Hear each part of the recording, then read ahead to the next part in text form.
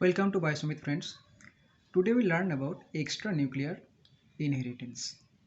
Now you know that normally the genes are located on the nuclear chromosome that are transferred through next generation and always segregated in typical Mendelian ratios, right?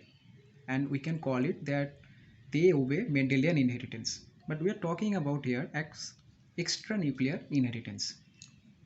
So these are transmitted through non-Mendelian fashion, and as you can assume from the name extranuclear, that it can be governed by non-nuclear genes like uh, from mitochondria or chloroplast, okay, or some endosymbionts. Endosymbionts means some organisms that will create a symbiotic relationship with another cell or organism, and obviously the endo terms refers that something will be within the body, okay. So we'll look some example after that, but uh, one thing to say that is extranuclear inheritance is also called cytoplasmic inheritance, okay. Cytoplasmic inheritance. Now there are some features that are controlled by these cytoplasmic genes, okay, like as I have said earlier that it will not obey the typical Mendelian ratios like the 3:1 or 9:3:3:1 for the double reciprocal cross, okay. Now persistent, the second point is persistence of characters over many generations, like some characteristics can be inherited through mitochondria, let's say, uh, and now also these characteristics can pass through from one from one parent, okay. Suppose we're talking about uniparental inheritance, that is another example of cytoplasmic inheritance. For example, that can be maternal or paternal.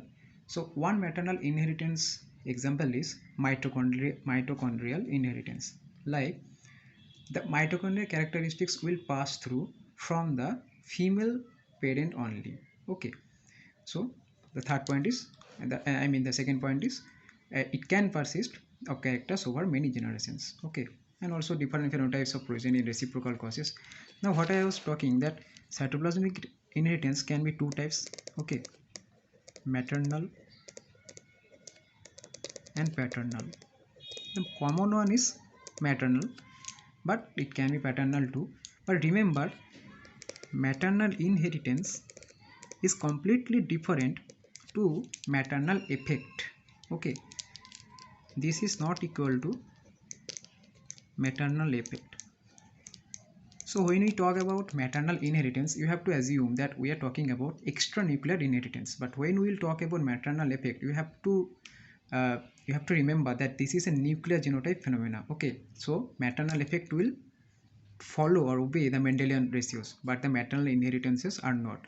One great example for maternal inheritance is the plant Mirabilis jalapa, the leaf variegation of this Mirabilis jalapa. We will look this through a diagram. Here I have tried to show the uh, inheritance of leaf variegation in Mirabilis jalapa, or you can say 4 o'clock plant, okay. So it was first reported by Correns in 1909. So what happens here?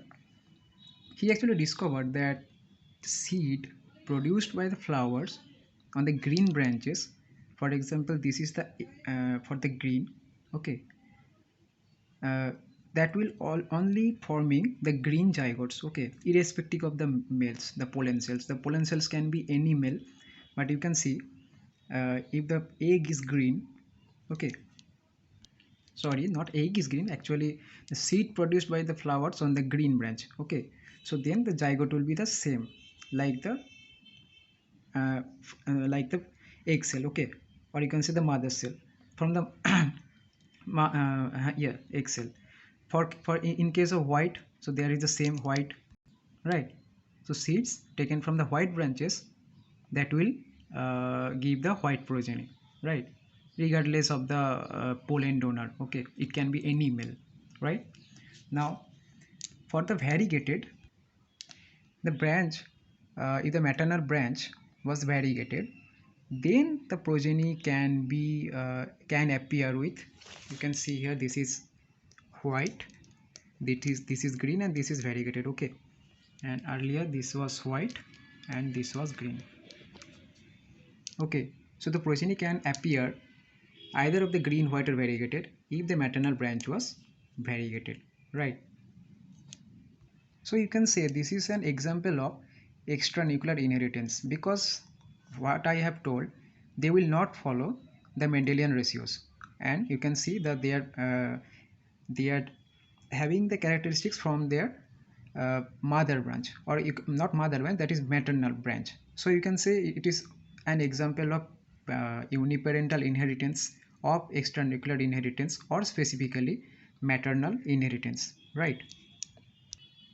So these can be an example of transmitting of the inheriting transmitting the factors or characteristics through non-nuclear genes.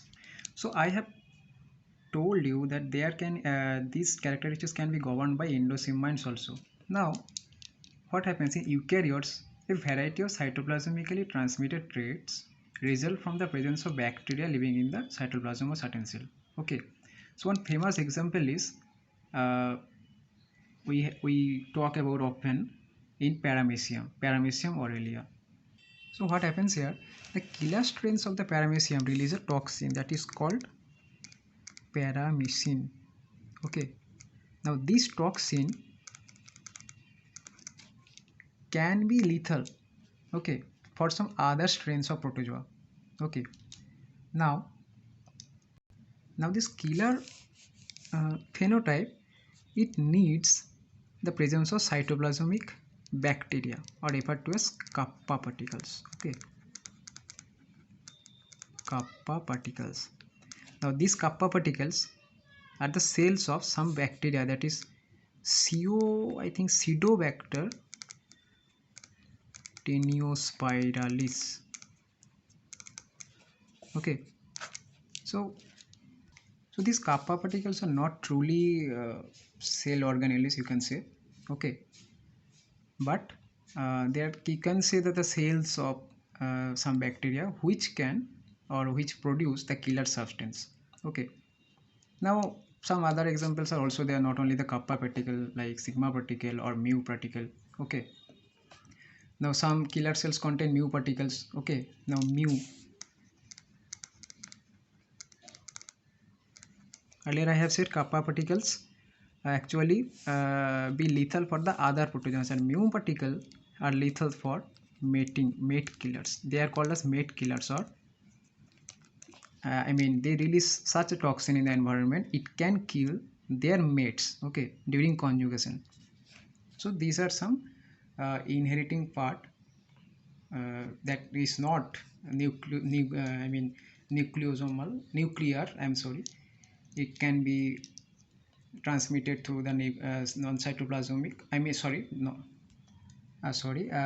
I'm talking about, these are some parts that can be transmitted through non-nuclear genes like cytoplasmic or endosymbionts. Okay, so what we have learned, let's recap in short.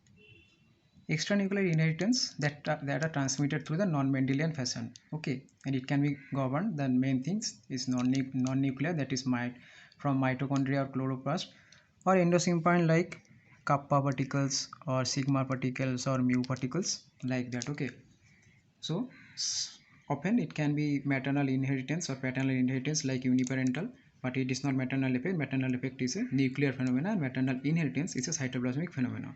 Okay, so we have seen the example of Mirabilis jalapa, the leaf variegation of this inheritance of leaf variegation in Mirabilis jalapa. So how it's having the characteristics from, keeping the characteristics from its maternal part, irrespective of the pollen cell, right? And it was first observed by Correns in 1909.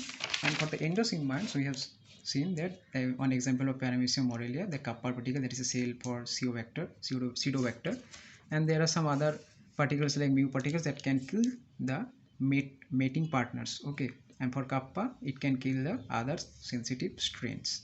So I hope you like this video and you have understood the basics of cytoplasmic inheritance or extranuclear inheritance. Thank you.